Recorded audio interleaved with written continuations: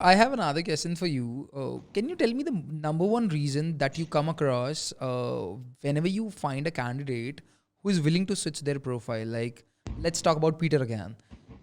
There must be a lot of Peter that starts coming to you to look for another job or that are open to for a newer job.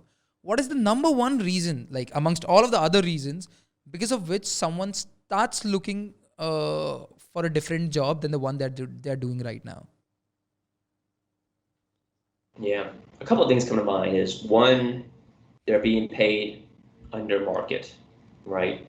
And so, as we know, typically, in order to get your substantial pay hikes, it's going to be going to another company, right? And so that's probably the number one reason I think people are getting underpaid in their current situation to make a change because they know they can get a 10, 15, 20% pay hike going elsewhere. Now, that's not to say they can't go to their current employer and tell them, have that conversation with them and see if there's any way that they can adjust their salary to be able to stay put. But usually they find it easier just to go elsewhere than have that uncomfortable conversation. Or maybe they have that conversation and the employer says, Chris, come back to me 6 months or a year or 2 years down the road and we'll talk about it. And like the employee saying, well, I don't want to wait that long like you're saying. I'll just go ahead and find it now instead of waiting, right? The other situation, a lot of times an employee goes into an opportunity expecting something, expecting X responsibilities, right? It's been defined for them. That's what they were expected to do. They get in and it's completely different than what was being told to them when they were going through the interview process, right? Their responsibilities have changed. They're doing something they're not even comfortable doing.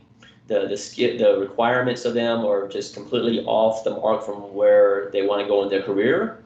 Then they'll start looking. They'll probably they may have a conversation internally to see if they can get back on track. If not, then they will come to the job market and look for something else that more aligns with their level of responsibilities. And then there's also, like I said, third option is management change, right? They have some changes internally. They have a new manager. They get assigned to a different group of people. The dynamics of the work environment have changed, causing them to look elsewhere.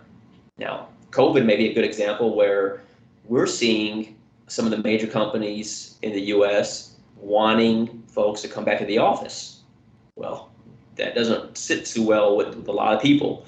And so we've seen this type of new mentality now that says, if you want me back in the office, I'm just gonna go, I'm not interested in that.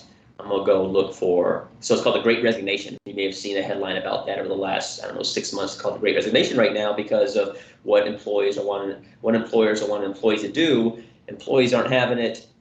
They're going back to the job market to find something else that's going to be aligned with what they want to do as far as remote working capability. So I think those 3 or 4 options are what I'm seeing the most right now, Shrey, as far as why changes occur within an individual to make a move somewhere else.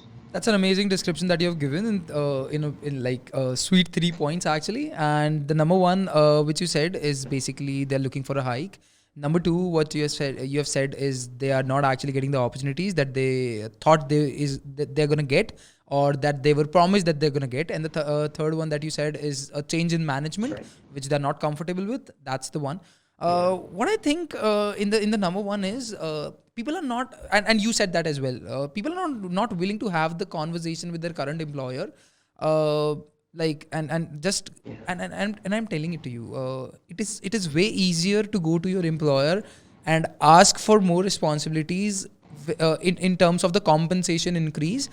And a lot of people who actually want to grow more and actually cares about their people would be willing to give them the hike that they are looking for. And a lot of times it doesn't happen as well if the person is like, I mean, there are different dynamics which works around. But I think if the employer is actually looking to grow and is the one who actually cares about the person who is working with them, and if the person who is working for the X company and going to the employer and asking that I am willing to take up more responsibilities, and I'm just willing to get this much hike, I think a lot of people would be willing to give that. But there is one part that I think like gets missed when they want a hike. They go to the employer and they show another offer letter and they say that okay, this is what we are getting right now in the market. Are you willing to give this or not? So this looks like someone putting a gun on your head, like pay me this much money or I'll leave. I think this is a bad way of going about it. Rather than what they should do is, sir, I am whatever. Like let's say I am working for you, so I'll come to Chris. Chris, look, I mean, what do you think about how my performance is going on?